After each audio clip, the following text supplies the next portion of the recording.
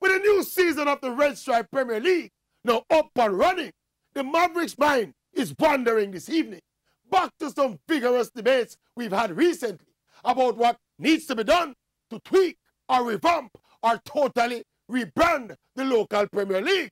And you know, me think, and I'm still thinking. And realistically, outside of tightening up the administrative structure of the clubs, as is now being stipulated by CONCACAF, there is nothing significant we can do in the short to medium term. The Red Stripe Premier League is what it is. Meager returns on meager investment.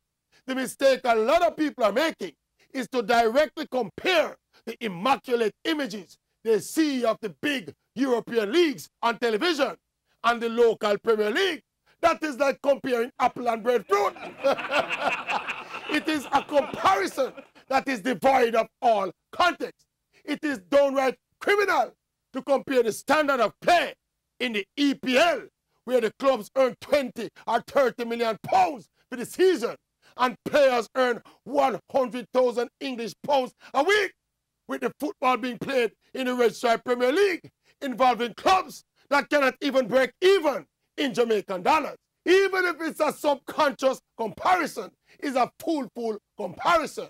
One league is being played in high-tech, state-of-the-art stadia with immaculate surfaces, with our ball of them are play upon dirt and stone at some community center.